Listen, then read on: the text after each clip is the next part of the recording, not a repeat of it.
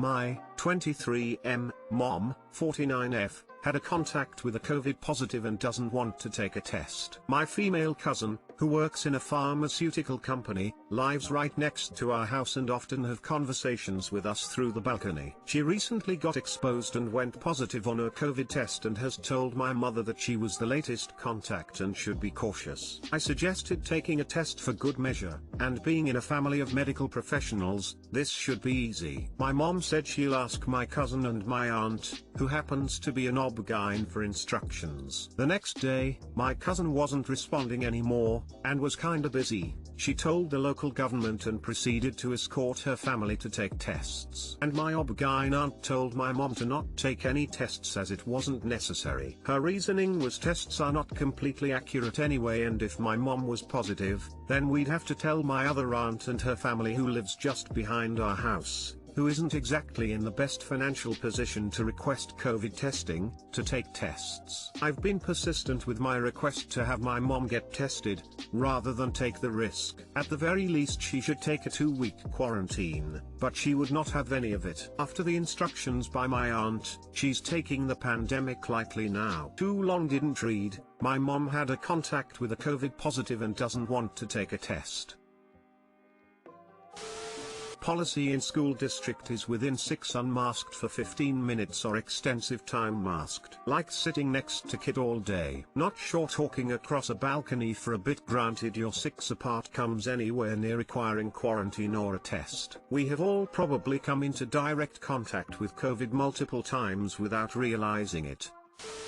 Is the only contact the conversations through the balcony? A close contact requiring quarantine is defined as within 6 feet for 15 plus mins, regardless of masks or not. If she doesn't meet this criteria, then in general testing wouldn't be recommended. If she does, then she needs to quarantine for 14 days and her test status makes no difference. Even if she tests negative at say 5 days after last exposure, quarantine for 14 days is still recommended. The reason for testing is more practical/behavioral. If she does meet criteria as a close contact and isn't actually going to listen to recommendations and quarantine, then maybe a test that turns out positive would convince her to. But if negative, probably won't help you. Everyone in many areas these days is having this kind of contact, so maybe it would be a good idea as a family to go over the guidelines and have an agreement about what to do if this happens again in the future.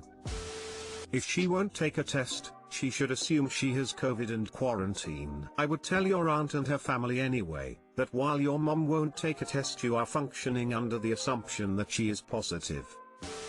Isn't COVID testing free where you live? In the USA, COVID testing is free to everyone, but testing doesn't actually prevent spread. What prevents spread is quarantining. So it doesn't matter so much if your mom gets tested, as long as she quarantines for 14 days so as to avoid spreading it. The first 5 days of quarantine are the most important, too. If you can convince her to stay isolated for at least that long, that's better than nothing. 14 days is best though. You should probably tell the other aunt and her family, even if there is no test. They may also want to quarantine themselves so they don't feel responsible for spreading it. It can also help them be on the lookout for symptoms. It's bad to hide this information from them. They should be informed and allowed to handle it the way they need to. Just as your mom was given the information and the choice, they should have the information and the choice. One of my co-workers doesn't have insurance through the company yet and just got hit with a bill for $500 for the test. Washington State. Not free everywhere. I, 23F, feel like a constant burden to my BF, 24 meters. My BF and I have been dating for about a year now. It has been smooth sailing until recently, where I feel like I've been oversharing or coming onto him too strong. He's a lovely person, patient, caring, kind, and has a very uncomplicated life, which he's said himself. I feel like I constantly bring in unnecessary negativity and complications into his life. For context, I've moved around quite a bit, lost and made lots of friends, had a toxic ex, and my parents are separated. He, however, has had a relatively stable life. He's lived in the same place his whole life, healthy family life, etc. I've worked hard to avoid pouring out my problems to him, but because I feel so loved and comfortable around him, I find myself venting a little too often. It seems like all I do is talk and all he does is listen. Ultimately, it seems like I disrupt his otherwise simple life. At this point, I'm conflicted whether I'm the toxic person in his life. Although he hasn't complained, I feel like I'm too complicated for him. I don't know if I should leave him and free him. I love him, but I know there's things I need to deal with without bringing him into it. I want him to be happy without having to worry whether or not I'll be in a good mood for our next date. Too long didn't read.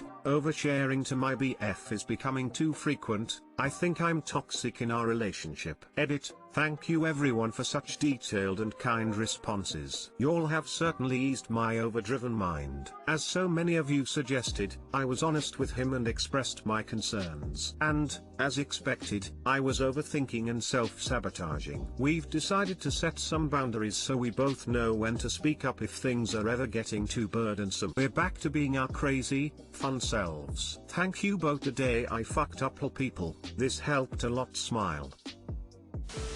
You cannot just assume that you're toxic and need to free him. You need to talk to him about your feelings. He hasn't explicitly told you that your venting is a problem, so why are you trying to self-sabotage? If you value your relationship and want to continue smooth sailing, talk it out and work through your issues together. Being in a relationship means sharing your dreams and anxieties alike. Love and light to you, Ma, son with face.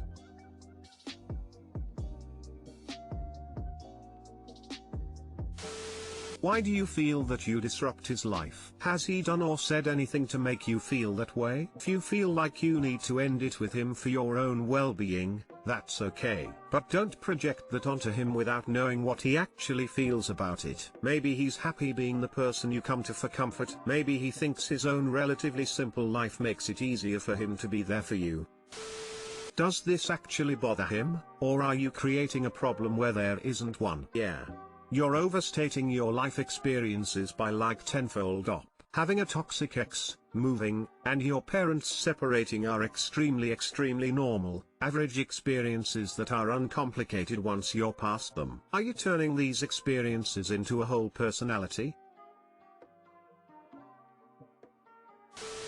It honestly sounds to me that you have a wonderful relationship that you may be self-sabotaging. In the post, from my own experience, it just sounds like you are trying to justify a reason, i.e. to end your relationship while stating the possible toxicity of yourself. Part of being together is being able to be mutually vulnerable. There's nothing wrong with sharing deep or heavy stuff from your life, with a few caveats. 1. Do you do fun stuff and laugh together? Is there still room for fun or silliness? 2. Is there emotional space for him to be vulnerable? Is a dynamic emerging where he is the caretaker and you are the mess? As long as the answer to both is yes, you're fine. In the middle of overthinking, I forget to cherish the many laughs we often share. This is so well put and definitely makes things lighter. Thank you.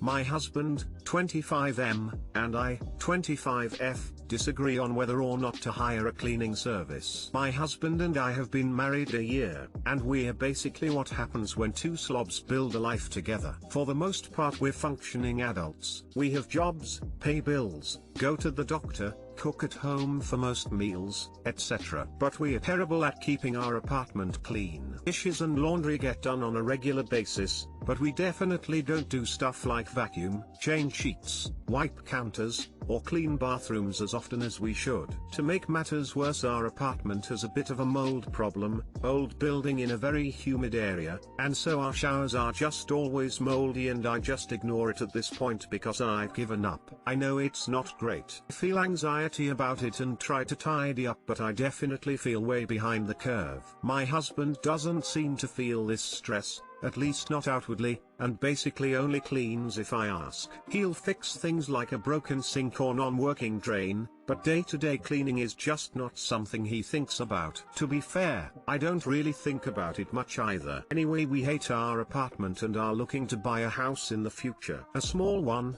because again cleaning is not our strong suit, but it'll likely be bigger than our apartment. I brought up eventually hiring a cleaning service in the future. I feel like having someone to come in a couple times a month would just take a lot of anxiety off of me and give us a cleaner place to live. My husband vehemently disagrees. He thinks it's ethically wrong to hire a cleaning service and that it's something only rich, out-of-touch people do. It's not the money itself he's opposed to, we can definitely afford it. Just the principle of the matter. He claims we just both need to get better at cleaning. I agree with that, but I also feel like this is going to end up falling on me. Is there a way we can solve this issue? TL, Dr. Husband and I suck at cleaning. I want to hire a cleaning service when we have a house. He disagrees.